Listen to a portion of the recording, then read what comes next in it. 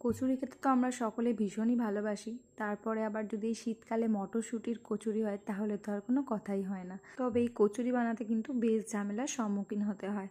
তবে আজকে কিন্তু খুব শর্টকাটে একটা কচুরির রেসিপি তোমাদের সাথে শেয়ার করছি, চলো দেখে নেওয়া যাক। তো প্রথমেই এখানে আমি পরিমাণ মতো মটরশুঁটি নিয়েছি আর কিছুটা পরিমাণে কাঁচা পাকা লঙ্কা নিয়েছি আর তার সাথে প্রায় 1 চামচের মতো আদা নিয়েছি। তো সমস্ত কিছু একসাথে মিক্সিং গ্রাইন্ডারে খুব ভালো করে মিক্স করে নিয়েছি। আর এর সময় কিন্তু জল দিলে হবে না, মানে মোটামুটি এখানে 2-3 চামচের বেশি কিন্তু জল দিলে অনেক টাইম লাগবে এটা কষাতে, আর এর সবুজ ভাবটাও কিন্তু কেটে যাবে। তাই এটা একেবারে 2-1 চামচ করে কিন্তু জল দিয়ে খুব ভালো করে টাইমলি একটু মিক্সি করে নিতে হবে। আর অবশ্যই নজর রাখতে হবে এই পেস্ট যেন পুরোপুরি স্মুথ হয়। এখানে যদি দানা ভাব থেকে থাকে তাহলে কিন্তু কচুরিটা বেলার সময় পুরো ফেটে যেতে পারে। তাই খুব সাবধানে আর টাইম নিয়ে কিন্তু এটা খুব ভালো করে পেস্ট করে নিতে হবে। তো যাই হোক, তারপরে এখানে একটা কড়াইয়ের মধ্যে প্রথমে একটু সাদা তেল দিয়েছিলাম, তার সাথে কালো জিরে আর হিং ফোড়ন দিয়ে আমি এই পেস্টটা এখানে দিয়ে দিয়েছি।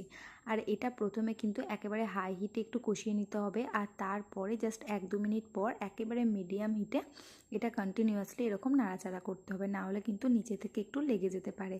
আর এই ধরনের পুর কিন্তু ননস্টিকে খুব ভালো হয়, যেহেতু খুব একটা ভালোভাবে নিচে লেগে যায় না, তাই এই ধরনের পুর কিন্তু ননস্টিকে পারফেক্টভাবে কষানো যায়। আগে কিন্তু কচুরি আমি একটু অন্য স্টাইলে করতাম, যেটা প্রচণ্ড ঝঞ্ঝটের লাগতো। মানে কড়াইগুলো আগে হালকা একটু সিদ্ধ করে নিতাম, তারপর আবার খুব ভালো মতো ওটাকে পেস্ট করে আবার এই কড়াইয়ের মধ্যে কিন্তু সমস্ত কিছু দিয়ে কষাতে হয়।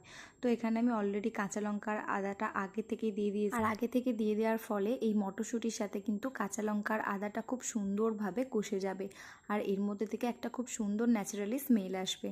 আর এখানে অনেকেই কিন্তু ভাজা মশলা বা অন্যান্য কিছু মশলা ইউজ করে, তবে আমি এখানে কিন্তু একেবারে মটরশুঁটির ফ্লেভারটা রাখতে চেয়েছি, মানে একেবারে ন্যাচারাল।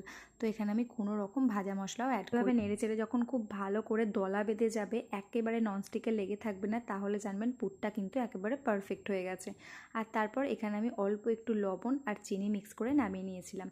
তারপর এই যে একে একে ভিতরে ঠাসা ঠাসা পুর দিয়ে খুব সুন্দর করে বেলে ভেজে নিয়েছি। পুরো ভিডিওটা তুলতে পারিনি, তবে এখানে কিন্তু আমি অনেকটা পরিমাণে পুর দিয়েছি, পুরো ঠাসা ঠাসা। আর কি সুন্দর করে প্রত্যেকটা কচুরি কিন্তু পারফেক্টভাবে ফুলেও গেছে। কিন্তু ময়দা মাখাটাও যদি পারফেক্ট হয় তাহলে কিন্তু কচুরিটা সম্পূর্ণভাবে সুন্দর ফোলে। আর এই ফুল রেসিপিটা কিন্তু বা কচুরির রেসিপি কিন্তু আমার চ্যানেলে অলরেডি দেওয়া আছে, যেখানে আমি পারফেক্টভাবে ময়দা মাখার রেসিপিটাও দেখিয়েছি।